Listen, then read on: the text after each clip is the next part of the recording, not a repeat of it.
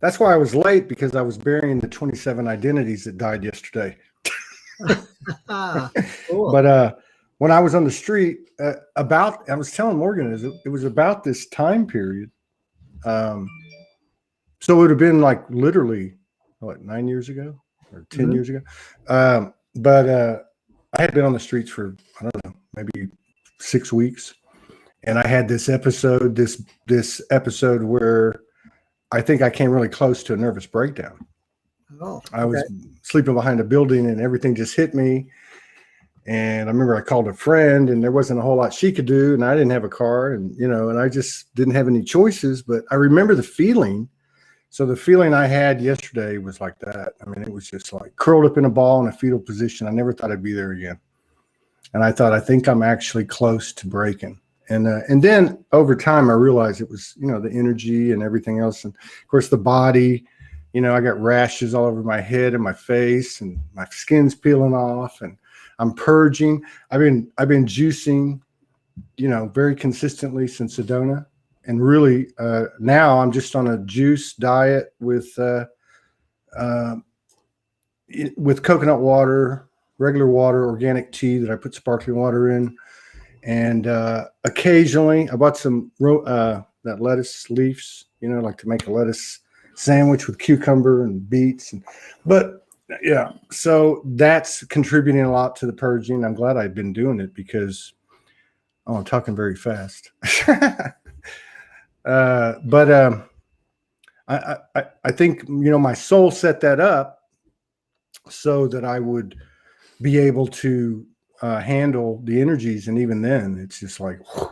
So, but yeah, I had a show earlier today. I told her I can't do it. It's just, I haven't slept it's just been crazy. Although yesterday when this happened to me, I slept about 8 hours. I get up, and for 2-3 hours it's on me. And then I sleep 7 hours, and then I wake up and it happens again. And then I came out of it. But based on, maybe you need a good steak. I don't eat meat. I'm done. But anyway, so yeah, it's been, but based on the comments and messages I've received, and thank you everybody. Thank you very, very much. A lot of people, it is what it is. It's here. It's here. Literally. Yeah. So I don't know, the way I see it, the distortion, I just got through watching, Morgan sent me a video of a union lawyer and representative and firemen and so on are having a press conference because the Hawaii, I got to be careful because we got 2 strikes on YouTube. Right now, we're not even on YouTube. We're going to get back on the next day or two. But they took the David Icke interview off, which was a great interview.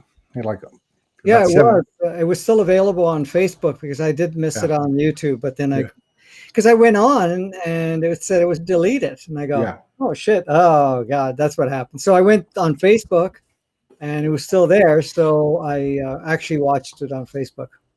Yeah. Yeah, we are on YouTube, but we can't post.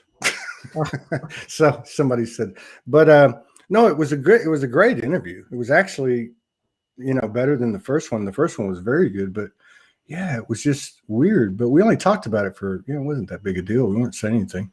But anyway, yeah, so it's just been interesting watching everything happen. But I think the distortion I was watching this thing in Hawaii. Mm-hmm. And it's a press conference from yesterday. And so the Hawaii governor mandates that if you're going to work for the state, you have to you have to get a jab. Right. So the union came out and said, hey, this is like, they're preempting the law basically. And so, but what was so amazing about it, there was a fire chief there, had been a fire chief for 20 years, and he started crying. And he gave the most incredible testimony, to include some statistics that I won't state right now because I don't want to get knocked off. In fact, part of the reason I was late because Facebook knocked me off again 3 times in 2 days. So something's going on, but I just feel like that the individual souls are expanding their abilities at warp speed, and the distortion will parallel that. I think it's going to be an interesting mix because we've talked about it before, but you know, and it kind of puts you in a place. I want to come back to this because I want to ask you about something. I saw a video you did last night, but I want to come back to it in how do we, at this point, with the level of the level of whatever you want to call it, this force of distortion, how do we, what stand, do we take a stand? What do we do, you know? But before we go there, I wanted to, last night I was doing my normal, you know, hour routine of checking other platforms, seeing how, you know, just picking stuff up. So I went to yours because I like to watch yours because I've been watching the growth, you know, and some of the shows that you put up that you're with other people. I was popping in on those because I was looking at the activity on the ones we do. And of course, it's a different kind of thing. So anyway, there's a lady that you have done 2 shows with, a little older lady. Jackie White? Yes. Yes. Yeah. Very cool. I only watched about 15 minutes, which is 12 minutes longer than I watch any video typically, unless it's yours and I have time. So she started out the show, and we've talked about this, but you were talking in terms that I think we're breaking it down even more and applicable to today, which would be the difference from when we talked about it. And the subject was time. So she came on and she said, wow, time is doing some crazy stuff. And then she said something about, I think she got some intel or somebody told her that the 24-hour period is now basically 16 and a half hours. And then you said, well, actually it's about 12. And then you kind of started to break it down. And if you don't mind, I was wondering if you would just kind of revisit that, because I thought your explanation was really spot on. Mm-hmm. Yeah, I could do that for sure. Regarding just what you just shared in regards to your own personal experience and so forth, I mean, you know, the whole thing about being homeless and whatever else. I mean, all of us right now are going through pretty powerful revisiting of sorts, having old memories, old, emotional imprints and things of that nature exposed. So we're just basically re-looking at it again. Like you said that you're going to have, I can't remember the word exactly used, but a crash or something of that nature from it. But it's not about that. It's just to push you right to that point so that it actually just kind of flows out of you. And this is what a lot of people are dealing with, because it's not only dealing with really, really strong stories, really, really strong emotions, a tremendous amount of fatigue, especially as we're birthing out and shedding or pushing out all of this stuff that's within ourselves, all of these lower energies and so forth. And then, of course, it lights up the new one. But as part of the changes and rewiring and everything else that goes on, it takes a lot of energy because the body's not accustomed to those new waveforms that are going in. So it's going to feel like you're completely drained and tired. And sometimes you may have to sleep a lot. Sometimes you're so wired up, but you're tired, but you're wired up to sleep. You know, there's all types of things. So that's why some people can't sleep. And I've gone a couple of nights now, I've had practically none again. And some other times, you know, I need a little more. But yeah, so a lot of that is coming up, and I'm dealing with it ourselves. I mean, just last night, I got a message from the landlord, the people that own the house that we're house sitting, that they finally decided they're going to move back from Federal Island. So we have to leave, right? So now we're going, oh, this is great. The timing, of course, we felt that it was time to go because I've felt it for several months. And so did Kimberly, that, you know, we're done here. But, you know, nothing else was opening up. Resources were, you know, below functionality. So you're basically running on the seat of your pants and below. So I'm going, well, I don't think, you know, but something has to happen. Something has to kind of adjust. So, and I had a similar experience because when I went to bed last night, I'm going, okay, I tune in and I know it. And from a higher perspective, it's like, this is all perfect. It will all play out the way it needs to play out. You know, something else will open up or whatever. that'll align, because I've moved so many times, and every time that we get to this point, you know, something, even to the last minute before we moved here, we were like 10 days away, you know, from leaving there before we ended up having an opening here. So I know that, but this time it felt different. It felt like, oh shit. And it's not like quite yourself, like you had the experience of being homeless, but I'm looking at it going, okay, somehow I feel that there's not something to hop onto, because the scenarios are even a little bit more different than before, because the craziness here, there's no availability for anything right now, you know, to look for anything. But I know that was really some old memories, old emotions, old stuff that from even as childhood, because even as a child with my family, we were bouncing around from place to place because there was never any money. We were just renting a room somewhere, and, you know, we're all cramped up and everything like that, and, you know, having food issues at times. And so some of that, even though I've processed that, I thought many years ago, I guess there must have been some residue, because there's some of that coming up to the surface now. I'm not, you know, panicking, but it's kind of feeling like, oh, here we go again, you know. So, and that, by that coming in, then you also feel that you lose your juice, you know, you feel tired. So today's been, you know, a tiring day. But this is something that all of us are going to different degrees. You know, we're having all types of things that are happening for us. And now, in our case too, is that the window that we have to do the transition is not that big, you know, so we have to move very quickly.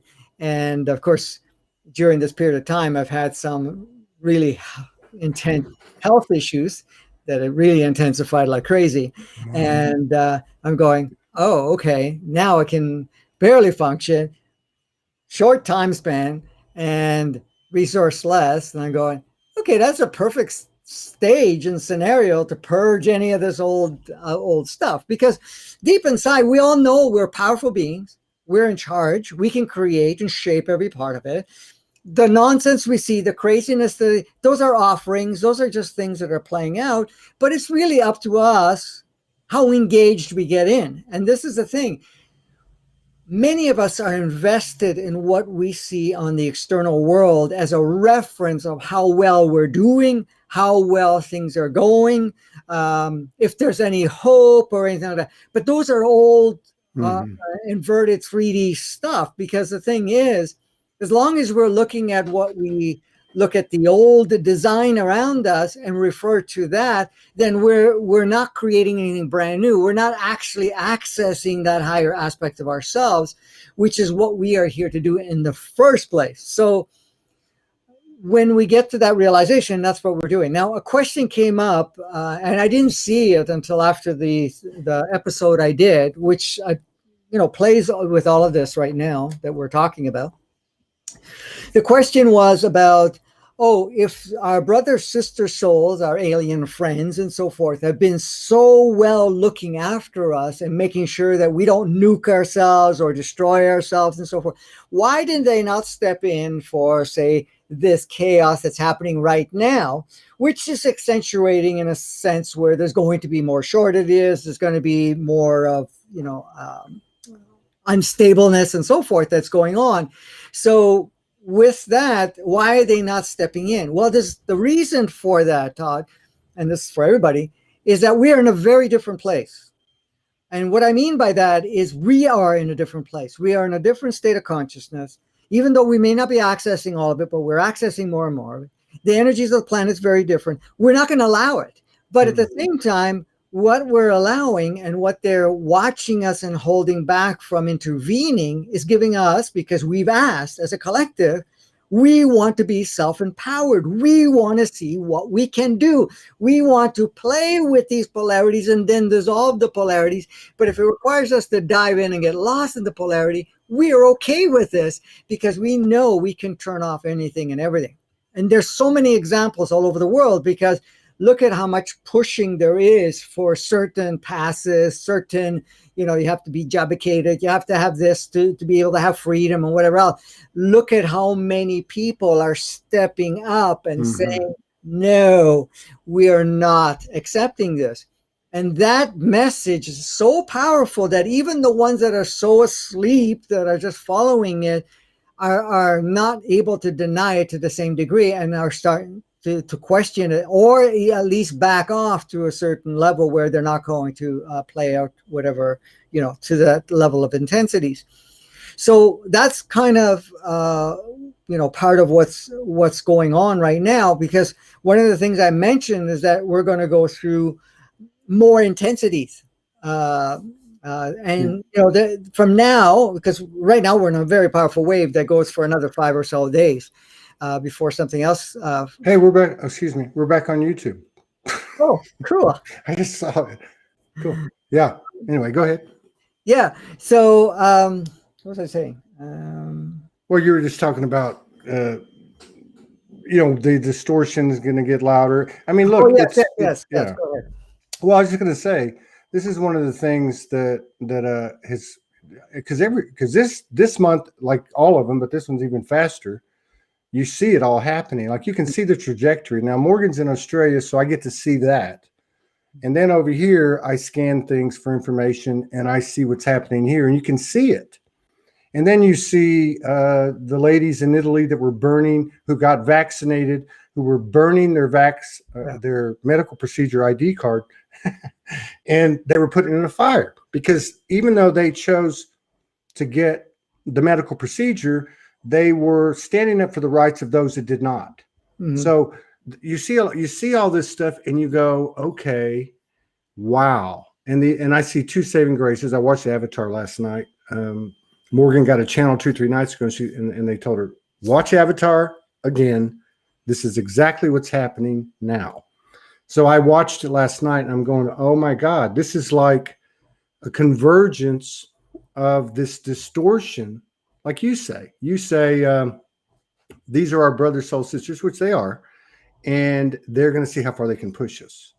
Right. And, and I see what you're saying, because people are responding, and it's going to be interesting. That's all I can say. But like, what do you do? I mean, I remember writing, if you go to the Soulogy group, the words that I wrote, which had to be channeled because I couldn't have, at that time, everything that's laid out in the summary of like the overview, when you set your page up, like what's this about, everything has been beheld. Everything to the T, except one thing. It says spiritual activism. And I never understood why this hadn't come into play. Now, when I first started Soulogy, I was spiritually active, and I was creating a charge, and I was making the monster bigger. So I backed away. But now I feel like there's something going on here. Now, does that mean we have to get out there and be verbal and I don't know. Can we just do it from the core of our universe, which is us, and manage our frequency? I don't know. I mean, I don't know. Absolutely no. See, everybody has the freedom to decide what role they want to play as part of the change. Sometimes people get confused with the fact that if I don't take action and, go out and rally or do something of that nature, or let people know that, I'm just standing by, whatever it is. But the thing is, you can be very powerful by just, in the sense of creating your own self-direction, and able to, in a way, hold your own energies and say no.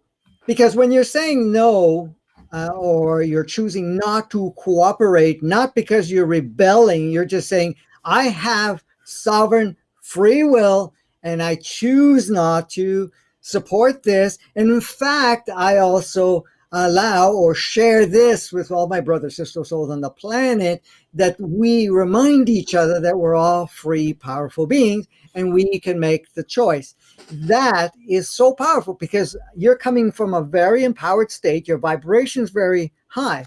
Now, you can take action in the sense of saying, let's gather and make a statement.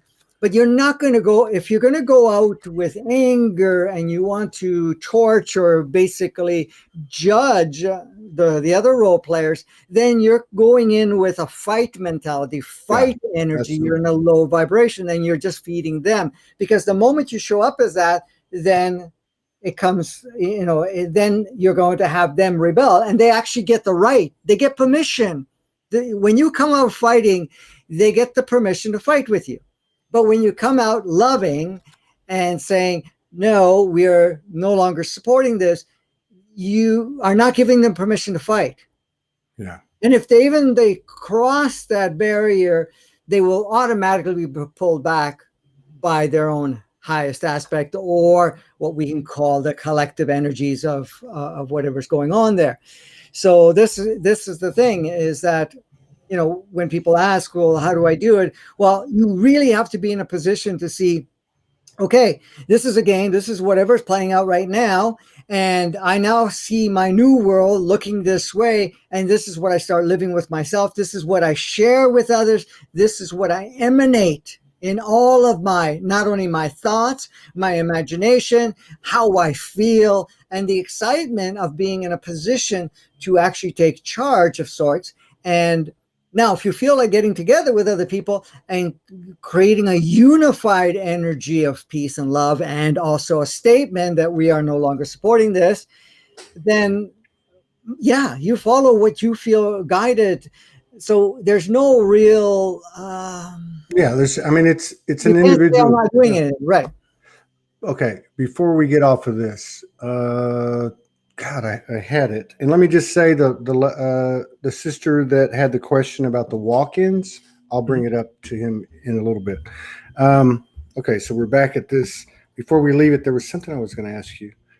Oh, okay. A couple things. It was like 3 things. One, you explained at the beginning the choice that we have all made collectively.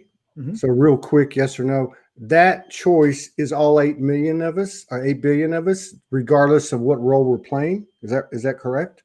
Yes. So you have to understand, the active ones have made a choice to be kind of the leader, designer, being very active in it. The ones that are not the active ones, they're active in a different way. They're, what I call the extras. They're supporting the active ones. They're playing whatever role they require for us to be able to access that higher empowered state and to really step forward at this point. And so it's like, we're of service for the whole, because we are part of the whole, because they're not outside of us. Right. Just because they have taken a role to be the support team rather than the front runner team. Right. That's the difference, So there's front runners for the 5D, organic 5D, and the front runners for the organic 3D that are out there. And then you have the so-called extra backup. The extras are the support for all of it. And they'll play whatever role they need to be. They kind of show up where they need to show up. And the one thing about the extras, they are very diligent in staying core to whatever role they have to play for you. And then they, if they don't have to play a role, then they're not going to be there, or they step aside, or whatever has to happen. So this is the thing. So when we look at it and say, yes, we've made an agreement, and everybody's involved in the agreement. And any that are saying, I agree, but I'm not going to stick it out, then they can leave, and they will, and they choose to leave. And then, of course, there's so many other, multidimensional soul and human entities. They're kind of waiting to kind of take on a role of one of the extras at some point at this as it becomes, okay, we need more role players to go, because a lot of the extras will play more of the old narrative as a polarity for us to become more empowered, but then more of them will join the other side. So they'll have more of those the drop-ins coming in and take a more of an active role. Not all physicalities are going to end up that way, but there's going to be a certain amount of them that are are going to be doing that. And with what I was saying before regarding, after the 18th, I mean, and we're going into another waves of energies and other kind of stages. So what ends up happening is we tap into more resources of what is being streamed. So we're kind of upgrading, but that may also present other things. But what it will also illuminate the polarity too. So what I was going to say is that since the agreement was made for us to have pretty well everything possibly wrapped up in the old inverted world to the point it's no longer even being as a reference point by the end of 2022. And a lot of the systems are all built on that inverted matrix and the inverted 3D, inverted 2D, because if you look at all the education medical system, the governmental system, military system, police system, all of these systems that are out there, religions and so forth, are all built on that structure, the old structure. So as the energies increase, as we are taking more of an active role, as we become more of our truer self, those structures will become even more unstable. But there's going to be a little bit of fight back of sorts, kind of so that we actually say, thank you, but no thank you. And we're not going to support it. So this is the thing. And I know some people said, well, why are we, allowed to go into these higher intensities with potential food shortages, potential whatever? Those are just potentials. What we roll out and don't roll out will depend on what we need. Yeah. Because if we don't need it, we don't have to. We're not slaves. We're not victims. We never were, but now we are realizing that we're not a victim to this, to the state, right, to the countries, to the leaders, the fake, whatever you want to call it, authorities and deities and whatever else. We are not slaves. We never were. We just bought into the idea that we were. And this is the thing. So when we look at the big picture that we are being pushed and said, if you don't do this, you can't do that. Yeah, the thing is, it's going to look like you're in more of a restricted state, but it's only just compressing us to a point and finally says, hey, wait a minute here, that's it. I'm not doing this anymore. And you press out. Like you see it in our own lives. How many times have we've had people that kind of tell us what to do or whatever? It could be from parents, family, whatever, or, systems and so forth, or even jobs or careers, whatever it is. And you get to a point and say, that's it. I'm not interested. I'm out of here, and it doesn't matter. It does not matter where it's going next or what's going to happen or anything of that nature. You don't care, and it's not, this whole thing about people too going into survival, right? Survival is victimhood. Survival is not our true nature. We're really, we're burning off the rest of this idea that we're in survival. Like, for example, and I've said this for a couple of decades now, but I think people more appreciate it now because they have a deeper understanding. We're in it together. So imagine the government, imagine the industries, all of these groups of people that turn around and says, no, we're going to cut off all the food chains. We're not going to distribute food. We're not going to grow food, whatever it is. What's going to happen? You're going to say, well, okay, the rich, they're going to have some little supply or whatever it is. But look at the masses. They're going to look at this and say, who gave them the right? In fact, I gave an analogy years ago that, okay, even if everybody turns off the switches to the factories and to the farms and whatever else, people are going to get to a point they're going to feel, oh my God, what are we going to do? Wait a minute. We don't need any permission. We'll go turn the switches back on. We'll go work. Because if we produce stuff that's actually going to help others, it helps us. Because you have to understand, we're the ones that decide. It's not who's on top that says, they can say whatever they say. It's up to us to believe it or not, and to execute it or not. it's like what you're seeing now. It's like you need this to go and do that. Like hell, right? Go away. You know, we're not interested. So even if they start firing a bunch of people, what's going to happen? Yeah. You know, no, they're going to lose some good staff, and they're going to find out, oh, my sister-in-law. That's exactly what happened. She didn't want to get you know, jobicated, lost her job. They called her back after a while because they needed somebody really good, and she was good. And it's like, okay, we'll make the exemption. Don't worry about it, you know, type of thing. And it's just, it's offered, but it's for us to say, hey, I don't care. You can threaten me or do whatever. I'm fine with that. But then you realize when you're in that state, you made a very powerful statement, and you now started to shift everything, and they just back off because they know. And I know I'm providing some of the 3D part, but at the same time, from a higher perspective, it's like, it's for you to get rock solid, to be true to yourself is where we're going. Yeah. And that's what we're doing. So let me just get something affirmed, because you kind of mentioned it a while ago, and we talked about it before. If an individual is choosing themselves in alignment, you know, in the Trinity energy, you know, serving others, serving the universe, serving themselves in equal measure with their thought, word, or action, whether that scenario is, let's say, an individual relationship or a family issue or work issue, or that issue is a collective type of issue, such as this situation with the COVID. Certainly, you're not going to knock us off for saying COVID, but is the energetic impact, or is it not, one and the same? Does it really matter where the individual is expressing and aligning and claiming their sovereignty, whether it has to do with an interaction with the government, or it has an interaction with an individual? When they choose themselves, when they elevate themselves, it really doesn't matter, or does it, what they're dealing with? Because I would think that the energetic impact of their soul choice in alignment is going to have an equal measure type of impact, whether it's collective or individual.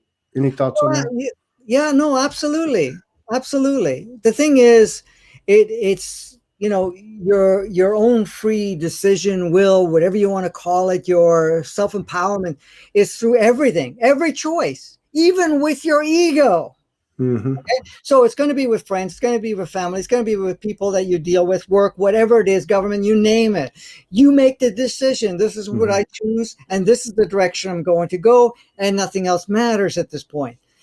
Because what ends up happening, we give ourselves away. We've been conditioned to give ourselves away to not either appease people, or feel that that's the right thing to do, or that, you know, or anything of that nature. But that applies across the board. And like, that's the reason I threw the ego, because the ego is going to be one of your, you know, compartes, or whatever you want to call it, that are going to keep saying, you know, oh, we got to do this, we got to do that, or, you know, they're not going to like you anymore, or love you anymore, or you're not going to have this or that, whatever. And you now have to stay true to yourself and say, yeah, thank you, but I'm not interested, because I'm staying true. And this is what feels most in resonance. And this is what the steps I'm going to take.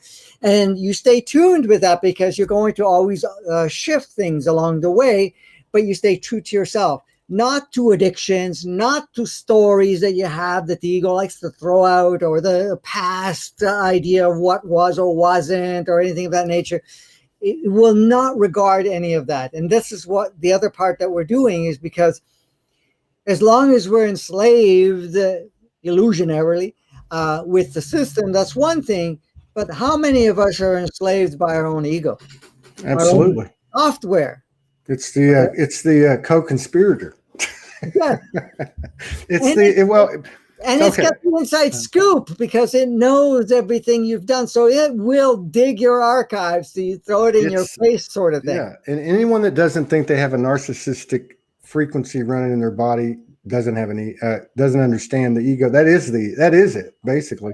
Exactly. So also, I just want to get a little clarification. I know the answers, but I just want to make sure everybody gets it clear. Just real quick, going back to the institutions We're talking about and just correct me if I'm wrong, we're talking about a collective transformation, a collective movement, elevation, whatever you want to call it. And then whether they split, there's a split or what, that's not the point. The point is there's a space being created that it's a higher frequency. And as a result of that, these institutions you're talking about, they're subjected to the same thing an individual is, and they're going to have to shift or get off the pot, which based on the way that they're founded upon duality, I guess what I'm saying is this thing keeps heading the way it is, which seems to be what it's been doing for 10 plus years. These things are going to self-destruct no matter what anybody tries to do to save them. Well, yes, exactly. And the thing is, even though it's pushing fear and whatever else to kind of keep people in that state to kind of be the energy for it. But you'll notice that they're being very unstable, reactive, even those role players. Like, they're so incoherent. They're also saying such nonsense, such flip-flopping, you name it. It doesn't matter if they're medical authority, if they're, economist or whatever it is, because they know they have really, at this point in time, from that inside, that they're just trying to create smoke and mirrors, but they're no longer able to do it to the same point. This is why, look at the people that are in charge. Look at the colors of, and when I say colors, the way they're acting, the way they're communicating, the inconsistency, instability, the nonsense, the blatant craziness. It's like, and then even when they were talking about the social media, what do you think all of this restriction that they're putting in and the censoring and so forth is doing? It's forcing people to awaken. It's like, look at it this way. Just let me give you a simple analogy. If your mother said to you as a kid, don't go do that, okay? Or I'm going to take that thing away from you, you're going to want it more. You're going to say, oh, I'm going to sneak around and I'm going to find out. So guess what? If they're censoring and they're blocking and this and that, and they're going to go, okay. At first, if you're really lost in the game and say, well, okay, yeah, it's, what do they call it? Fake news or, disinformation, whatever you want to call it. But then people are going to go, but I want to find out. I want to know. And then they start doing more research. They start to ask others. They start to question things. So in fact, the flip side is they're assisting more people to kind of wake up of sorts, and realize all of that. Because we have to understand, the role players have taken on that role. But they don't want to stay there because, first of all, it's very uncomfortable. It does not matter how much illusionary power they may think they have. They're uncomfortable with it. They can't even sleep with it, in a sense. It doesn't matter how much money they have. They can't feel comfortable. Why? Because they feel out of sync. They also notice they're not supported in the same way. They're also noticing that they're in hiding all the time because they're going to be discovered or whatever it is. But the thing is, they know, and they're actually waiting. How many times does somebody do something and they say, well, I just hope somebody figures it out so I don't, I don't have to. Kind of like when they catch a serial criminal and or someone that's hiding something and you can see the relief. What were you just saying? Oh, yeah.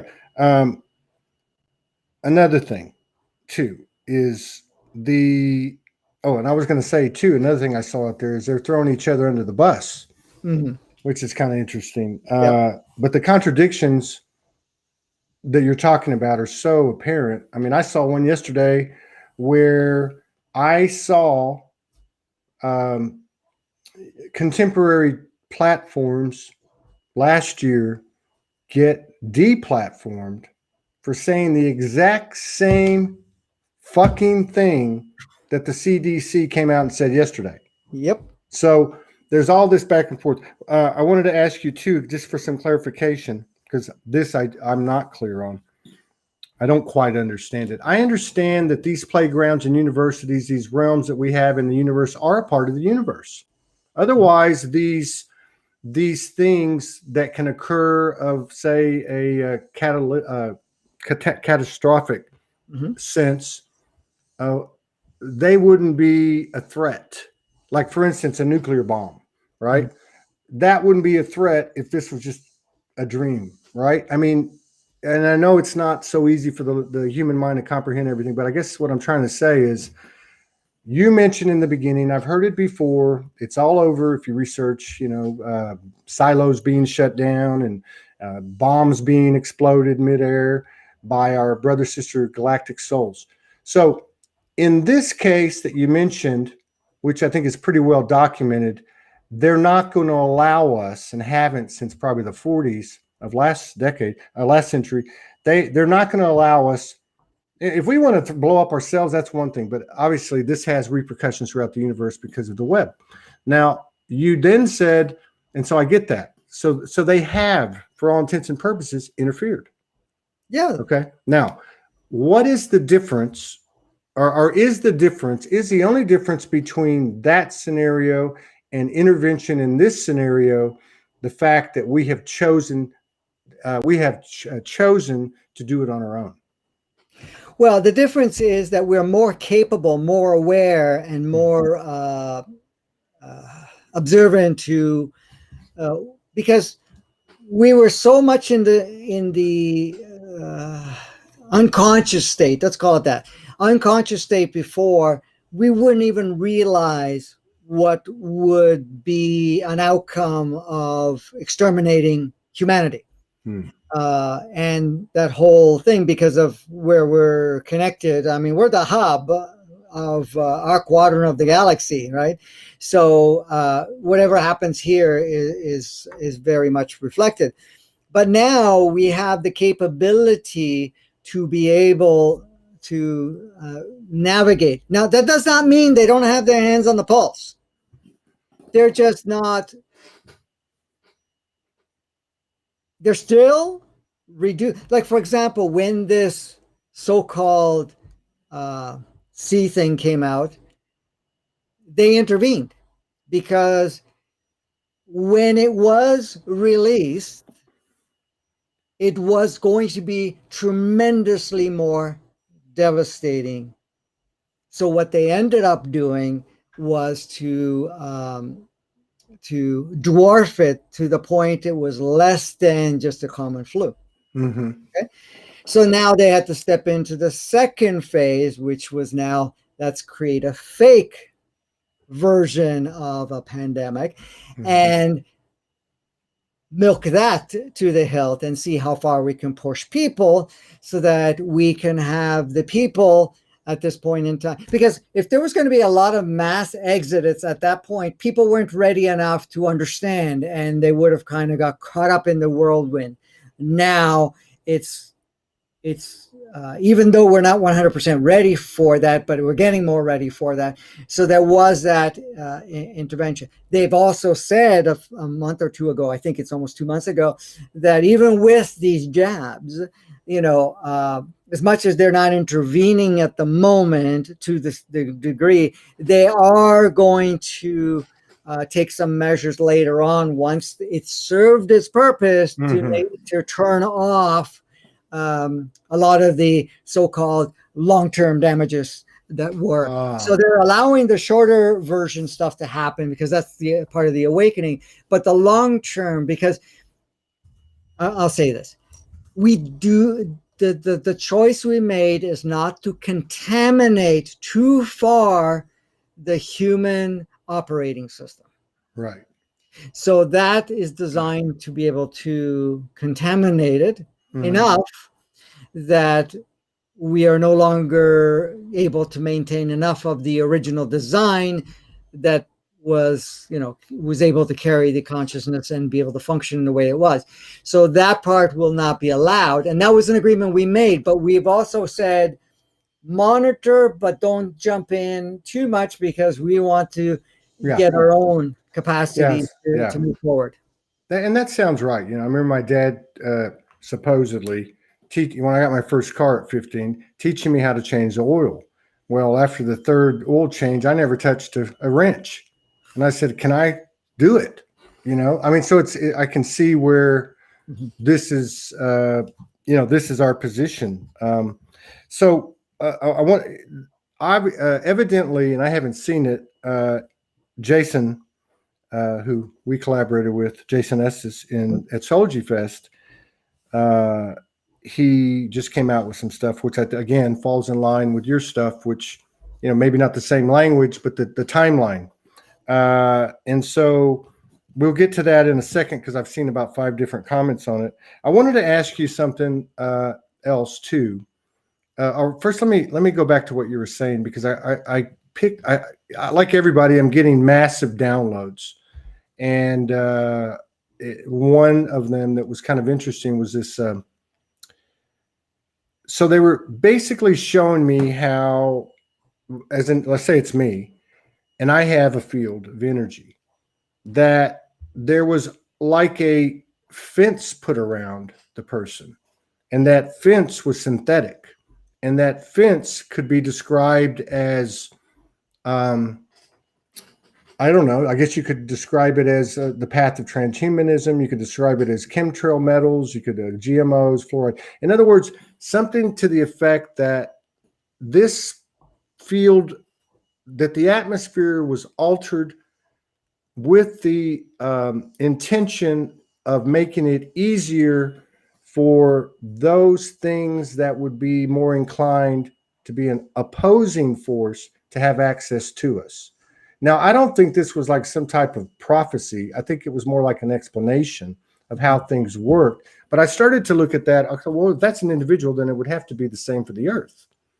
And I know we've talked about the quarantine of the Earth was removed, and there's a lot of, but the reason I bring that up is because I just wanted to see what your thoughts were, because it still looks to me, no matter what, and this isn't hope, because I don't believe in hope, but I mean, it looks to me like we're all being pushed to walk the talk, and that any and all threats are just simply perceived. And it's whatever it is pushing us to claiming our power, something like that. But whether it happens that way or however that works scientifically or from your angle, regardless of what it looks like, I guess what I'm saying, regardless of whatever is presented, the momentum's with us. We're a snowball that's getting bigger. Mm-hmm. Okay. Yeah, exactly. And it's personal and collective. So the field defense that you're talking about is kind of an energetic field that allows only a certain amount of interference or anything through, and not to be enough to, in one way or another, to totally dwarf us so that we don't get to continue to move forward. And that's happening for the planet, because there's been some pretty so-called low vibration, intense stuff that was wanting to really like take over the planet, just wipe everybody out. And when I say wipe them out, I'm talking about wipe them from their access points. So making them all into slaves or whatever you want to call it, as just kind of used as toys of sorts, right? But the collective had agreed, no, we're not doing that. But that collective was the collective within the galaxy that had the final, the grander saying no. So that's why they've created that field. And now certain individuals, what's happening, because they've taken on a certain role, they are kind of stepping forward in a big way, in not only energetically, but also in a very powerful way to kind of offset everything that's going on, and they become an easy target. So some of the technologies that are being targeted to them, at times the team that works with them, or the overseers and so forth, they're kind of just making sure that they don't get, there's not too much going to affect them. Then they will filter that out. So that would be the individual kind of shield. So it's enough to realize what's going on and become more empowered, but not enough to wipe you out or enough to crash you. like even, you know, in a situation where, you know, you have some old stuff coming up, because there is projections going on, you know, projections. It's illusionary projection. There's a thought forms, they're, you know, shaped a certain way and whatever else. So it may push us to a certain point within ourselves to have some old story program come up, but at the same time, you know, it's also activating that higher, what we call that higher aspect of yourself, and saying, you know, oh yeah, that's just my old stuff. And then the moment you recognize it and you thank it and love it and let it go, it kind of moves out of the way. Because the thing is, it's no longer sticky or you know, being held by you. So, and then of course we have a lot of our brother sister souls in large ships and so forth that are, you know, going around the planet, kind of keeping an eye, monitoring the areas and so forth, wherever they have to uplift the energy because it goes too low or something. They do that. If there's going to be enough surge of something there that's going to be very low energy, then it intervenes in that regard, but with always permission. Okay. And it's also monitored because we provide feedback. What can we take? It's like somebody giving you a load to put on your shoulders. And as they're as the load is coming on, you're being asked, okay, can you handle it? I don't want you to strain yourself. You know, can you do this? And you say, oh, just a little more. And okay, that's enough. Right. And so that's kind of the thing. So when they see the area, whatever it is like enough. Because one of the things I've shared over the years, and I'm sure other people have talked about it, is that one of the reasons that the stuff wasn't able to launch too far too fast is because what would happen is, depending on the state of humanity of people in their operating system, if too much say opposite, dark, whatever you want to call it, comes in, it would lower everybody's frequency to the point where the recovery would be slow, and it would actually slow down the progress. So the intent is push enough to bring up what needs to be let go, enough to activate self-empowerment, enough to purge slavery and victimhood and disempowerment sort of thing, enough to do that. And if there is a slight drop in frequency, not to the mass. So you will also notice, this is one of the things I want to mention, because we're interconnected throughout the whole planet, not the whole planet goes to the same low frequency at once.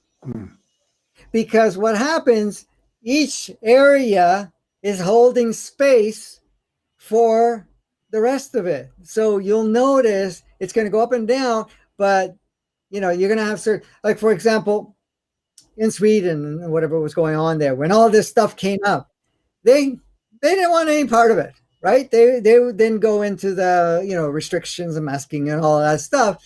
And they were holding a space energetically as a possibility and so forth, even though that not everybody was following that, but it was already an example being set there. And then there was other parts of the world that didn't even pay attention to it at all. You know, there's no coverage whatsoever. And then some others went even deeper. So you can see that. And then, of course, then there's certain individuals scattered all over the world and in smaller groups that actually are even higher consciousness, kind of reflect the fifth and sixth, and some even up to a 7-dimensional consciousness and frequency. And those are all anchor points that actually kind of create a base, a supportive base. So it's very different than before, because had this, what we're going through now, rolled out, say 5 years ago, or even before 2012, or at that time, it would have been a whole different outcome. You wouldn't have as many people standing up and doing what they're doing. You wouldn't have half of the percentage of the people in the world saying, no deal, we're not going here, we're not going there, we're not going to get jobicated. Is that the percentage, you think? I mean, do you know? Or? What's that? Is that the percentage, do you think? Like 50%? It's close to, it's over 60 actually. If you're talking globally. Yeah, I'm talking global. As far as have not taken a medical procedure. Yeah, medical procedure, or even will even agree to at this point. Oh, so this is actually coming from your connection, that information. Yeah, but yes, from surveying. Yeah. Right. Yeah. And the whole area, and even countries, they say, oh, they're this what do they call it? Disadvantaged because of the fact that they're not getting, the medicalized, jabicated serum to them and so forth. Well, the reason they're not going there is because they're not choosing to participate at that point in time. So it's not going to go there. And you're noticing that as much as it's being pushed and pushed and pushed, and a carrot is dangled, there's still people that are saying no, no, no. And then some of them will just do it for their family. For example, they'll take it and then they'll have a negative reaction, and it will create another stream where people say, oh, you kidding me? I'm not going to do that for sure then. And it just reinforces that. So there's a lot going on. It's so many viewpoints and spins that are happening to do that. But when you really look at the whole picture, Todd, it's all about, yes, getting rid of all the stuff that we have within ourselves, but it's really becoming disempowered, realizing that we have free will, realizing that we have our sovereign being, and realizing that we are the ones in charge. We're the ones that actually design our reality personally, extensively, and collectively. It's not anybody. So people are realizing that the so-called authorities are not real.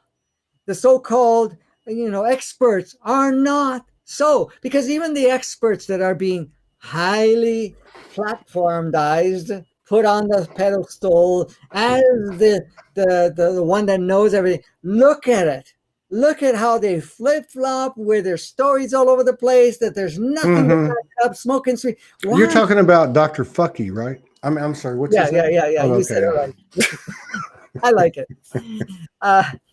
All of that is for that reason, so that we realize and say, why am I listening to this when I should be listening to myself, or actually do some research? Because really, what is the research about? Is it to get more facts, or is it to kind of confirm what you already know? That's what it's about. Our conversation is not telling anybody anything. Right. It's just confirming what people already know with them, to stimulate what they already know, or kind of to activate their own knowing. That's all. That's what it's about. So, I say what I say, you say what you say, all these other people that come on your platform and all over the place, they're saying what they're saying. But the thing is, we're not the authorities. We're sharing our observation because maybe we've, are seeing certain things and we're more vocal about it. But then we're the ones that actually go, all the people are listening to it and go, yeah, that makes sense. Why does it make sense? Because you know it. It's already in you. And these new, like I think Jason calls it, data points and all this stuff coming in.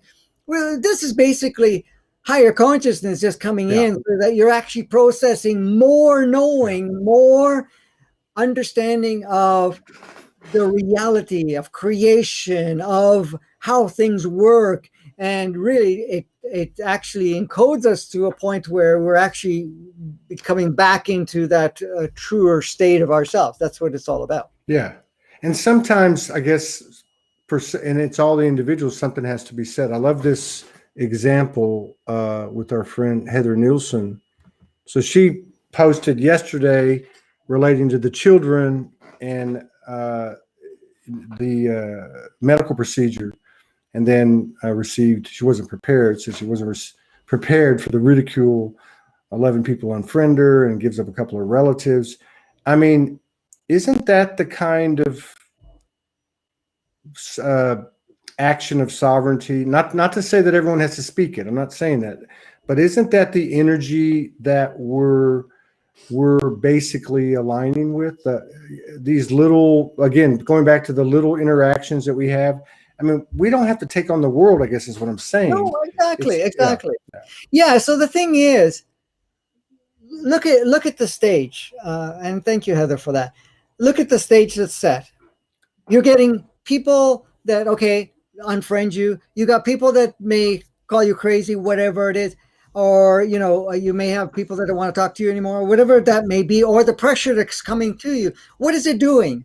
It's actually making you stronger. It's coming to the point where you say, it does not matter if you don't want to play with me. I'm still me, and I choose to be me. I choose to be true to myself.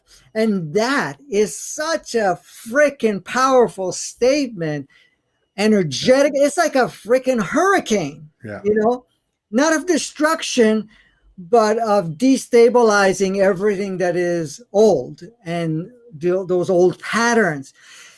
The point is when, and the thing is too, like even in conversations, I find that where you get more headspace and more headway is not going to people and saying, hey, yeah, this stuff is fake. And you know, if you get that, you're going to have this and so forth.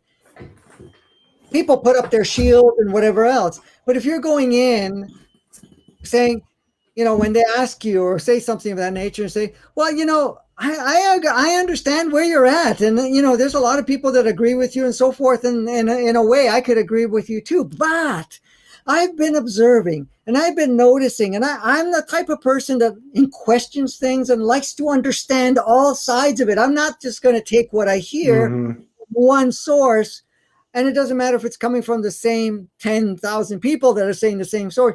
It has to feel good to me. It has to feel in a way where I agree with it. And, you know, they go, oh, really? And you don't, it doesn't make sense to you or something of that nature. I go, well, to me, it's not making sense. And you know, I may be wrong, but at the same time, and it's just part of the play. I may be wrong, but at the same time, that makes a heck of a lot more sense to me. And when I look at things and I look at some of the insights I've been getting and some of the feedback I've been getting, this is kind of where I feel more comfortable with. You're not going to have people, oh, that's an interesting perspective. They're going to ask you more questions rather than saying, oh, you're one of these conspiracy theorists or you're one of these anti-vaxxers or whatever it is, you know. No, it's not about that. Are you, you know, like even when somebody said to me, are you going to get vaxxed? I go, well, you know, looking at everything that I've noticed, it doesn't make any sense to me and I have no interest in it. And that's all, right? Oh, and then that's it. You know, I don't say, oh, this is crazy. Are you kidding me? They're going to, whatever, right? And then if they ask a little bit more, I say, you know, I look at all sides. I take, you know, my time to research, but I use my biggest guide, and that's me inside. Right. And if something feels off, I don't jump in. Just because anybody else said, I am who I am today because I didn't listen to others. Right. And this is not, I'm not kidding that. If I listen to my parents, if I listen to my family, if I listen to teachers and also extended people over the years, I wouldn't be who I am. That's right. None of us would. No, exactly. It's when you choose to be true to yourself, and it doesn't matter what anybody says. If it doesn't align with you, and if it doesn't feel totally coherent or in a sense where it makes sense with you, then you follow that. Because look at what happens, Todd. The moment you agree to go a certain way, but you don't really resonate with it, you just gave your power away. That's acquiescence. Yes. Doing something that you're not. And somebody else just put up another great comment, how they're being, you know, they're being ostracized by family and such. And you know, and looking at it, thank you for the comment. I'm sorry, because the comment's already gone. I don't know who said it, but if you, okay, so I just watched this thing. You've got a 20-year fire chief. You've got some people that are sensible. You can just see it. The press is there, the local news. This is big time Honolulu. And I saw a couple of things that were really interesting. One, a quick anecdote about a young man who wanted to pursue a wrestling career and about to go to college, went to his parents and said, I wanted to have a medical procedure, and he ends up in the morgue the next day. Another figure they threw out was $45,000 people who had the medical procedure passed in 3 days. And I don't think that those, I know I haven't checked them out, but these are union leaders, and you know what I mean? I mean, they've got a stake in the community and so on and so on. And they express their dedication as first responders and how they leave their home and they don't know if they're going to come back. Now, my point is this. I try to remind myself, and maybe there's something I'm missing, and I'd like to know what your thoughts are. So you have this supposed threat, and the threat has 4 or 5 different faces on this subject, you know, but to me, the number one threat, I would think, because when I watched that thing, I came off, I said, oh, I'm going to put up a post now. I'm fixing it. I know I can feel it. You know, I can feel there's going to be, it's almost like you can't sit on the fence kind of thing. But at the same time, my soul's going, dude, just chill out, you know, chill out for a second. But I just try to remind myself that the biggest threat, and correct me if I'm wrong or add to it, is simply these things being presented to divide us. So if that's the case, and we are more inclined to thine own self be true, this group, what do we do?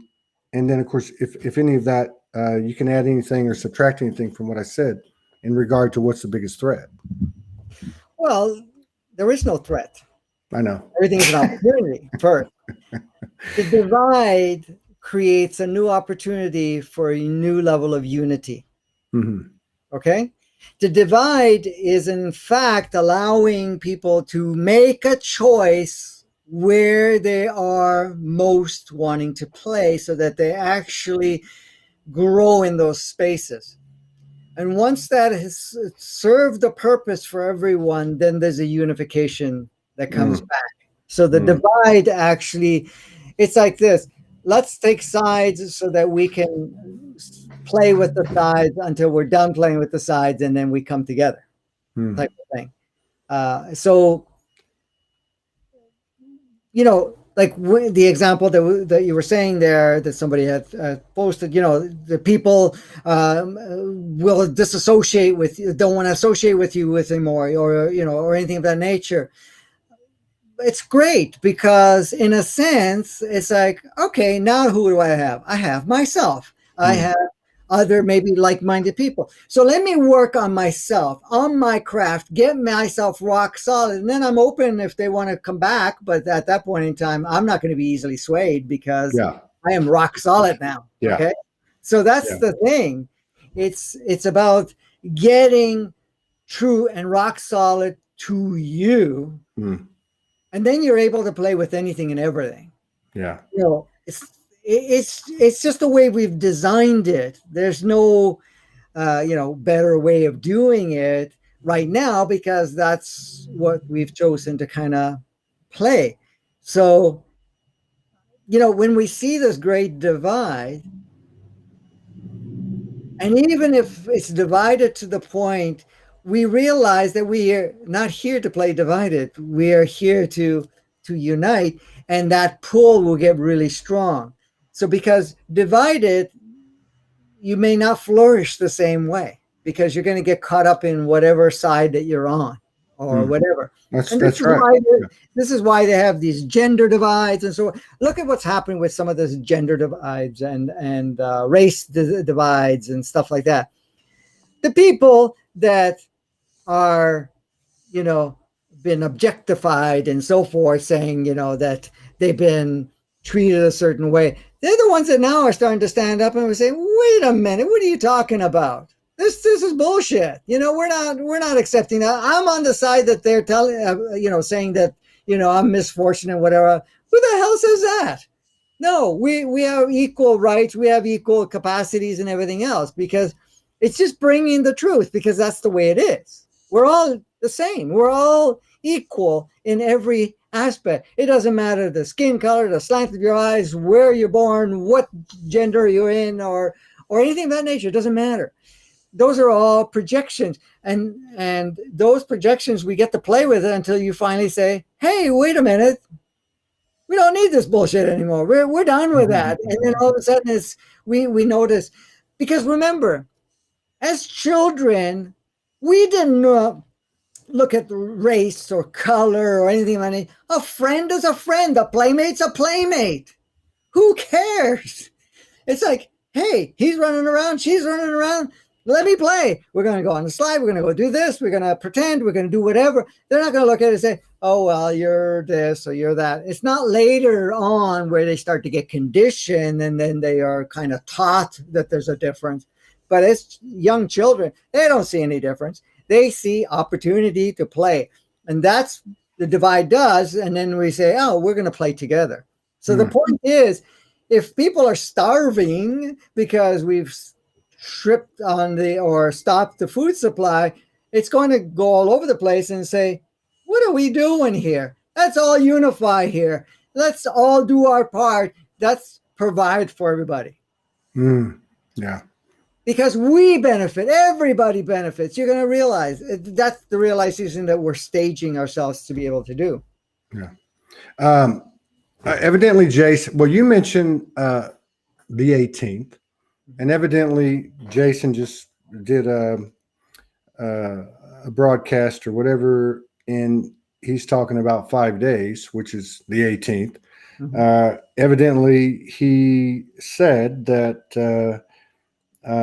there's going to be a substantial number of walk-ins on or before then. Now, you don't have to go to any of that. I'm just giving you a little background, and I'm not up to date on your intel, but what is the 18th? You made some comments about the energies being different from that point. We also have another friend who's pretty connected, Yvonne, down in Tasmania, Australia, and she's been a regular for quite some time. And she had mentioned through her visions the 20th. What do you see going on? What's happening? The 18th. Coming to the 18th is the end of this phase that started about the middle of July. That's right. Yes. So, but then we are getting into another one, which will start around the 20th, start to climb up on the 21st and on. But as to referring to what you said, Jason had mentioned about more drop-in souls, there are, I don't like to call it an army, but there is a cluster of different souls that are uniquely holding high vibrations because they are gone through certain channels of experience and ready to come in to kind of step in and add an extra pulse to the energies. And some would be replacing other souls that are already in bodies that are saying, okay, we'll leave. Some will take the extras. So some will take the extras that don't have one already, that are just off the main operating system and the collective. And others will be because there are souls that said, okay, I'm done. I did everything I came here to do, and now I want to go. So another one could step in. So there are higher vibrational souls carrying higher consciousness and higher frequencies that are going to be seated, and I'm going to say that in that words, that are going to drop in as walk-ins, or whatever we want to call it. You call them drop-ins, walk-ins, whatever. They're one and the same. And then they'll take an active role. Now, as far as I know, some of them are going to take key roles in some of the positions in government and whatever else. Not overall right away, but in certain spots, they already start to create openings and changes within it. So it will create even more instability, and then an opening for higher, because as far as I know, the intent was, and there's been a few changes that's just recently that's happened, that there's some other things coming about that are looking at bringing to another level coming into the new year. so the period from now to the end of December, there are some specific things that want to be achieved prior to that. Because one of the things they've mentioned to me is that they wanted to have some more key role players with higher consciousness put in unique positions to be able to start creating a bridging effect from the old to the new. Makes sense. Okay. Makes sense. Yeah. Really so does. that's kind of, and I know they mentioned to me that they were going to be doing that in September. I don't see right now that they're going to push it to the same degree as they originally intended. Which was? Well, they were going to have a huger influx. Oh, I got you. Okay. Much more disturbing of sorts. Like when I say disturbing, disrupting the old, right? I'm not saying in a bad way. Disturbing as upsetting. Yeah. Yeah, disturbing the old old way of that exists right now. So kind of shake it up of sorts. But there's been, believe it or not, there's been a lot of souls that are saying we're still working on getting empowered and keep helping us become self-empowered. So some of the original rollouts are slowing down just a little bit of time right now. So I think from what I've seen is that it's going to be rolled out till the end of the year rather than having a major. And what you're describing, not so people don't get confused, isn't like a big event. We were just talking about the evolution of the transition and this seeding that you're talking about in influential positions, so that the deconstruction, bridge, and reconstruction can take place, right? Correct. Yeah. And what's going to be interesting, and this is something to pay attention, this is what I've kind of gotten as insight with, was the fact that some of the so-called role players that are in positions right now, they will be embodying some of these higher souls. Yeah. So that you'll notice a big difference. It's like, whoa, what happened to them? They just kind of woke up. That'll be powerful in itself, because if we have somebody who, let's just say, is part of the establishment that's been going the way that they're told to go, and then all of a sudden does a 180, and then is joined by another, and I'm not talking like, I mean, you know what I mean? I mean, if it's somebody who's people are aware of, household name, whatever, regional name, it would make sense. And that would make a lot of sense. I was wondering when there would be a more explicit representation or manifestation in the collective as a result of what's occurred with the individuals, so many individuals doing the work and raising their frequency. So that makes more sense to me than some of the stuff that that I've kind of played with. This feels right. And certainly feels right in terms of the cyclical aspect of the year. As we look back if I look back at the last 3 or 4 years, how everything kind of carries the same energies, depending, at the appropriate time of year compared to the previous years. And so that makes a lot of sense, because it's almost like what we need to prepare for next year. Like let it be seeded, let it saturate, let it be seeded, let it saturate, and then move into the next and then amusement ride. Yeah, and the one thing I want to mention is, because I know people are so hooked up on the idea of knowing exactly when it's going to happen, what's going to happen. I mean, things are moving more than ever in regards to how far and what is delayed, what is moved forward. Some things have been moved up forward a lot faster. Other things have been delayed. I know. So we can't say, well, that's why I say the intention is from a collective to get to this point by this time. That's the intention. Sometimes it happens faster, and a lot of times it could be a little longer. So the cutoff points that have been established are, it's like a project. You're going to build a house. I want to finish by this date. and then, depending on the workers or whatever delays, and sometimes everything rolls real fast. So this is the thing, is we don't have a fixed timeline. We do not have a saying, well, this is it, and that's that. Even when we've said that this is the cutoff point, sometimes there are circumstances that come around and they'll say, okay, can we extend it or move it this way or whatever it is, right? Because even this so-called, pandemic, whatever you want to call it, was optional.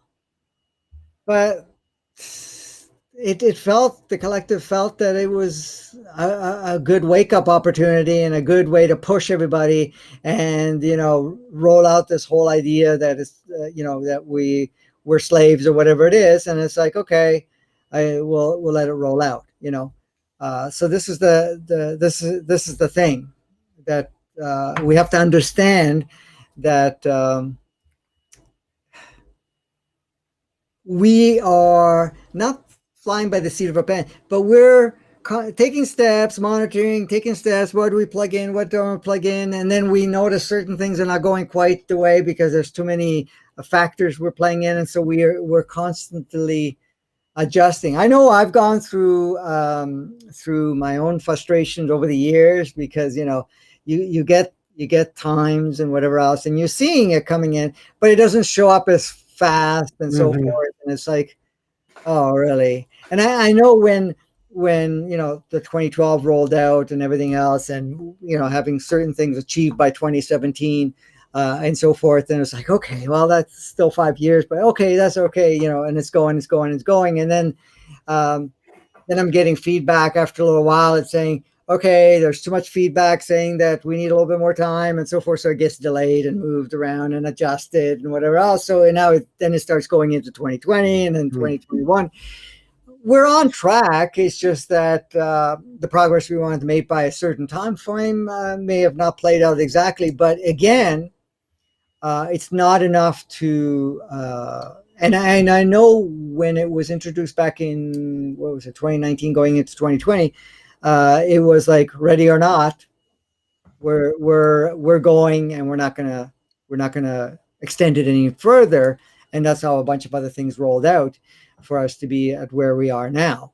And then, of course, we've speeded a lot of things up in a huge way. So things are moving a lot faster in a powerful way in that regards.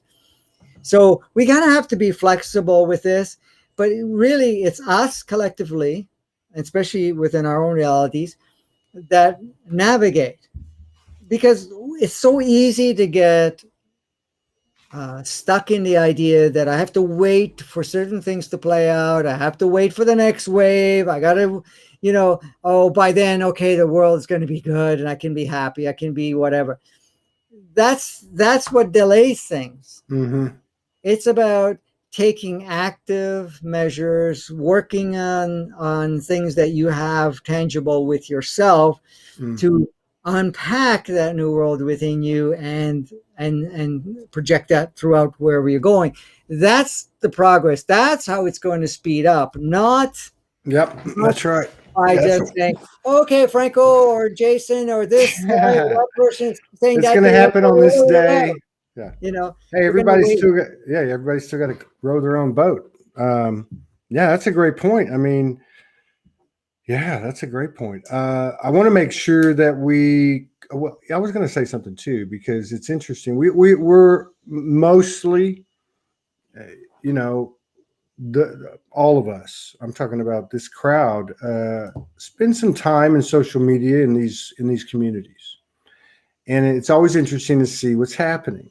We get a lot of good information from there, good code, and also good examples of people showing their ass, including me. But my point is that I would think that, just to kind of sum that part of it up, this other part of it is that the deconstruction of duality, basically, the integration of polarities, part of the characteristic of that is not only these institutions that are going to be crumbling because they're based in duality, but also what we see in our own communities in the form of people, groups, and processes and such.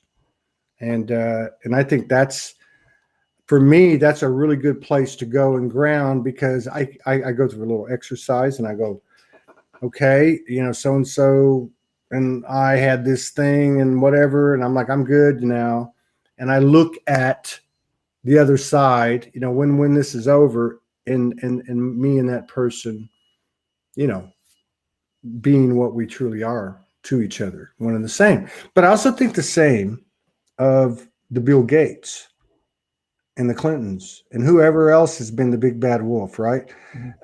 And so it's kind of helped me to look at the community and find the same face as you see in this dark and dirty world over here.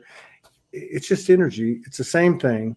And I think to summarize, conclude it, what you said is really where the rubber meets the road. Hey, we can talk about this stuff all day long, but it's really about you and me and what we do within our own field that we can control, because that's really all we can control. But in the paradoxical mathematics of the universe, this is actually how we create the world too, which makes no sense from a human level. But I want to make sure that we, because I got another show in 28 minutes, but we can go another 15 or so.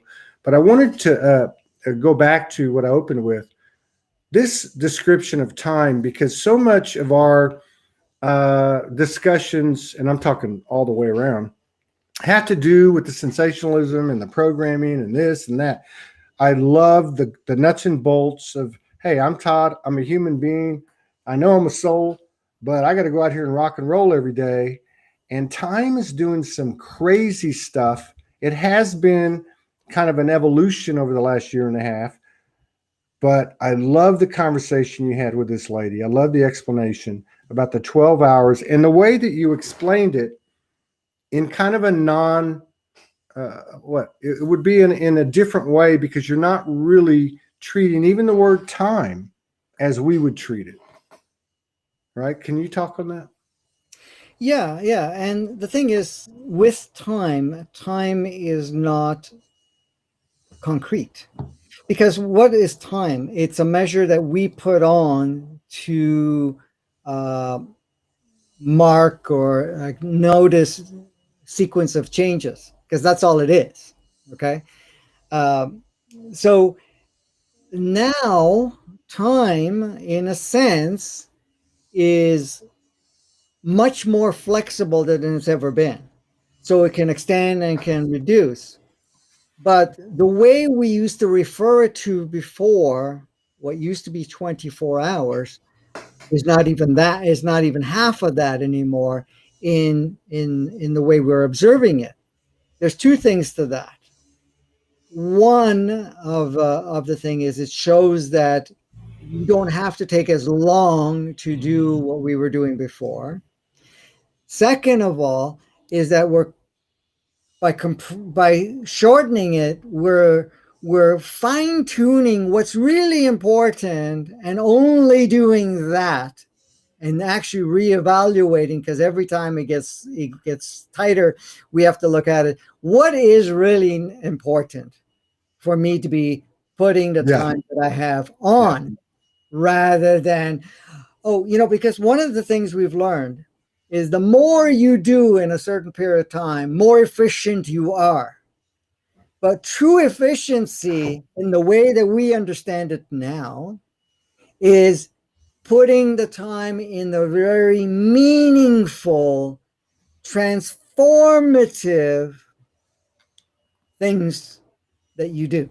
Yeah. So you're actually specializing and aiming towards what is the most meaningful, most transformative, and much more powerful to bring your essence out. This is one of the things that people have noticed, that with the time shortening, they're not able to do everything they were able to do, and they start to feel overwhelmed, and they start to feel that there's too much to do, right? And that's at first. Then it goes to the next level where they go, I can't do all of this. And then they start dropping things that they thought was important that is no longer important, and they only keep the stuff that's more meaningful. But that gets refined even further, because the meaningful is what brings forth your true essence, what brings forth your greatest offering as an agreed participant and role player on the planet right now. So all of a sudden, the 10 things you were doing, you may only be doing 2 or 3 or 1 or none, and creating something brand new. Yeah. Right. And the other thing it also does for us, because many of us have been so accustomed to do everything for everybody. Yeah. Is that with the shortening of the time, meaning that time is moving quicker, change is moving quicker, and the energies coming in are moving quicker, that now you are more empowering others, and by saying, hey, I'm not going to do this for you, learn how to do it, because you're going to have to do it because I'm not doing it. Be responsible for yourself. Yeah, letting people to be more responsible for themselves. Yeah, that was what I was looking for. That's what I heard, and basically what it meant to me was just another example of what's occurring in this evolution that's assisting me in being present and prioritizing. And all of this works together, because the more efficient I am, or any of us, the more confidence, the more power. I mean, it all goes together. So that's a really good indicator to me. People say, oh, well, this is new age, or this is that, or this is this. Well, this is a real thing. Like, I just had a conversation with Morgan. Now it's 4 o'clock, 3 o'clock in the morning over there. She wakes up. It's important. Is it the old paradigms type of important? No, but this is what we're talking about. So we have a conversation, and I look down at the my phone or whatever, and I said, do you realize we've been on the phone for 1 hour and 11 minutes and 11 seconds? And I first thought, oh, that's synchronicity. And then I thought, wait a minute. I said, it feels like about 10 minutes. Mm-hmm. And she said, you're kidding. There's no way. I said, yeah. Now, I saw that and I went, okay, we've all done that before, but this is different. It literally felt like 10 minutes. I'll give you another example. I talked to her on the phone. She's in the car driving, which is going to be, I think, 1 hour and 45 minutes. This is like a week ago. We're talking. And again, next thing you know, she goes, oh my God, I couldn't be here. There's a sign. And I said, well, check. And so, oh my God, I'm here. But and again, it's a characteristic, because it's so hard sometimes to, quote unquote, prove it out, but I think there's more and more stuff that's materializing that's proving it out. And I think that's one of them. So I thought that was a great explanation. That helped me a lot. Somebody in the, Linda, it's been here a long time. So I'm going to ask him, because Franco's from Canada. Romano Didulo. Is that Didulo? Romano Didulo.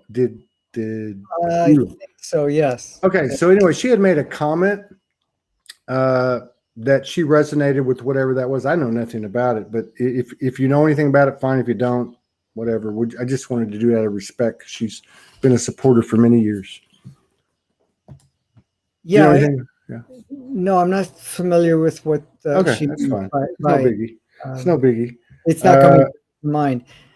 I wanted to ask you something else too. Actually, there's two things. I got a lot of really good feedback since Sedona about, and I see it in the comments, and I've even seen it on your show, when I pop in, and that is how you are now. Like, I don't want to say this because we're all ETs, but but the humanness, right? And the reason I bring that up is because I think one of the reasons that and not so much that you're effective, because you are, but I'm talking about what's coming, because I keep being shown what's coming, and I'm like going, how's that going to happen? So what I'm trying to say is that you kind of like have your foot in both, right? And I think that's very appealing, because people gravitate. Oh, he's just like us. That's what I hear from people. Mm-hmm. So on that note, I was just curious, because I think people look at you sometimes, or someone like you, and they go, "Oh, he's got everything. Everything's fine. Everything's just peaches and cream," and I know different. So, and I don't mean that in a bad way, but you know what I mean. So, but one of the things that I've been shown, and we get shown these things, and you go, "Oh, I'm just crazy." But this has been going on for a few years. But it's these things that are coming in terms of what's coming, and I can't explain them like you. I don't get it like that, but I see it, and I'm going, "How is that going to happen?" So I was looking. I look at these different platforms, and I go, "Okay, what's working? What's this? What's that?" And it's a very intelligence type of connection, not intellect, and so it's more energy based. And I've been shown some things about the level of penetration that the stuff you're doing, or the stuff that Soulogy does, or we do, or whatever anyone does, what it really looks like in contrast to our conventional units of measure, views, likes, comments, and such. Have you been, and because you're in that role, and because you have this connection that you have, and you're privy to some things, but you're still Franco the human, and I've heard you say it, like, I wonder why there's, So do you have any intel on what we're not seeing in terms of the efforts? And I'm not just talking about me and you, Soulogy, I'm talking about each and every person here. Do you have any intel on how effective the effects that we have? Because I have a feeling they're far greater than we might think. But anyway, do you have any intel on how much impact we actually have that we don't see? Yes, it is quite massive, because of the fact that as much as people are, there are people that are watching, a lot of people that are connecting, resonating, turning themselves on by what is being shared, the energy that's carried. But because we're all connected into this field, each one of us are, and with all the other playmates that we play with, are kind of staging a huge platform behind it that, it's like you're creating a channel, an energetic, conscious channel that more people are becoming aware of and are able to participate and jump in whenever they're ready. So they know it's there, and it's more in their face in the sense, yeah, I can go there. And you can see a massive explosion once they get to that point where they're saying, okay, we're ready for it. And this is why there's more and more people that are choosing to be ready with it. And so the impact is more than we can imagine. Let me share something. I've been doing this for 37 years, 36 years, 37 years, something like that. And I've been, before that, as a kid, as I received things, I was just, not imagining, but I knew it, and I would just make the statement to no one. I was making the statement to the field. I was making the statements. And I remember when I actually started to speak out a little bit more, at first it was a small amount in 85, and then it just kind of grew. And then, so I was doing smaller groups because people weren't interested in the stuff that I was talking about, even though now it goes even deeper than before. But a lot of the statements that we're making, there's so many spiritual people, what we call spiritual people, just to use a name. I've been saying things that I've said 20, 30 plus years ago that I put into the field. Right. Now, was I unique to that? At that time, I had access to it. What I said or whatever it is was planted in the field, and people are just picking it up now. And then they're expanding it and plugging it into their, so they're actually just accessing themselves through that. So everything that we're doing is staging this whole new redesign of a world that everybody is available to go whenever they're ready for it. Right. In a sense. I don't know if that I've answered what you were. No, that's yeah. I mean, I can see what you're saying and where you're going with it. And again, I think there'll be more, more obvious things, brought to our attention as a result of the things that we've all been doing. This invisible force, this minority or whatever you want to call it. But and the other thing I wanted to throw in just quickly is, the human part, the part that, I always thought it was, as a young person, I remember over the years, I remember saying, well, I came here to assist humanity and share consciousness and do this, hold a certain energy and whatever else. I don't want to live the human life because that looks like it's pretty sucky to me, at that point, right? It's like too many programs, too emotionally driven, blah, blah, blah. I'm not really interested in all of that. However, I also realized for me to be impactful, I had to have the human experience, that deeper understanding, go through whatever going through. So I've gone through a lot of stuff, okay, and still do, as you are, as many of us are doing. But that is kind of the way. It doesn't mean we all have to do it in that same fashion, but that's how you become relatable. That's how you create a connection. It's not, if you're going to be participating in the transformation of human, you have to enter the human and upgrade the human through your own personal experiences. Everybody else is doing the same thing in whatever their experience, but you're not going to do it outside. So it's not like a brother-sister soul comes in and says, well, we'll show you how to be human, but they're not human. They're not in a physical form that represents it. They haven't gone through the emotions. They haven't gone through the pains. They haven't gone through the program. They haven't gone through the ego level or whatever it is. They haven't gone through the birthing process of the same way.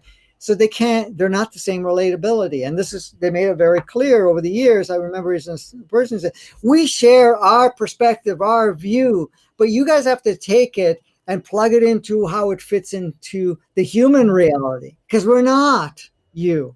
We're not in those bodies. We're not in that same, we're connected, yes, but we're not coming through the channel. We can tell you how it is to be a Pleiadian. We can tell you how it is to be, this or that or whatever it is. And from our viewpoint, because we're one of our brother sister souls, but we're not living your body. We're not living your consciousness. We're not living your movie. So that was the importance of it. Yeah. Hang on, I'm just blocking a few people. Not a few, too. Which, give them a chance for a few months. And I don't do that much, but I'm just kidding. I'm done with it. We got a show in 11 minutes, but God, there was one other thing you were hitting on. I'm just going to have to delay about 10 minutes, but I can't remember what it is. God, what were you just talking about? Oh, you actually had said something. I think it was you. I don't know. Maybe I'm wrong. But it was along the lines of what you were just saying. And I think it was you. And it was kind of like the dialogue was from our brother, sister, galactic souls with this individual who I think was you, was like, what's wrong with you guys? Why can't you, why can't you, I'm watching Avatar last night, and his name, it was the second time I saw it. The first time I just ripped it. I was like, this is the stupidest movie I've ever seen. Because I wasn't really looking at it from an energetic standpoint. I don't really like Hollywood anyway. I just thought, this is a bunch of money wasted on, anyway. So the female lead, who is, the story, and then the guy comes in, and of course it's really funny because he's all heart, and she names him in her language, which is basically means moron. Which was basically because of his level of, ability to feel and see the world as they could. But anyway, so I think it was you, and the dialogue was, why can't you guys not be morons, basically? And it was either you or whoever told me the story was, hey, do you know what it's like to be human? So I'm really glad what you said right now, because I think one of the things I'm really excited about, because I know at some point it's gonna come, because there's too many people that are recovering too many memories, including myself, and that is our level of esteem in the universe. The human may be this or may be that, but there's a lot of respect for us, isn't there? Oh yeah, there is, and there's a lot of awe in it because it has a very specific uniqueness to it and potentiality. So like you said with the avatar, like even when the gentleman took over that avatar and ended up in that world, Yeah. He went in as himself at first, it was the old aspect of himself, but he didn't relate with the people, the avatars that were there, or the people that were there. They weren't avatars, but he stepped into an avatar. Couldn't relate the preciousness of nature and whatever else. And he had to learn all of that, right? Right. So this is the thing, is that many of the souls that come here are not familiar with that, and they have to get familiar with that. But the thing is, what we have available here for us to get the appreciation, we have to really get into the human. We have to really feel every part of it before we can really make an effort or take an opportunity to really upgrade and change any part of it. Because unless you really deeply understand every facet of it, it's not possible. So this is the thing. But anyways, that's how it works. And I know I was reminded several times by my guide, and even when I had to lose 80% of my access at age 4, okay, the reasoning my guide said that you have to live the human. You can keep 20%, which will be already huge, but you need to go through all the experience. You have to understand how it is to be the current human and what the challenges they have, how easy to get lost in the game, how easy it is to get programmed, and look at the difficulties so that you can see through those eyes. And yeah, would I have been able to communicate the same way? Or be more relatable as I am now if I didn't go through that? No, because then I would have been like, okay, yeah, this is easy. You could do this, you could do that, whatever it is, because I wouldn't have gone through the same experience. And I've gone through a lot in much concentration. All of us have, to one degree or another, in different ways. That's all. Right on, man. And see, here we go again. It's been an hour and 47 minutes, and it feels like literally 25 minutes to me. I don't know. Maybe it's just me. I don't know. No, that's the way time is. When you're engaged a certain way, we shape time. This is the thing.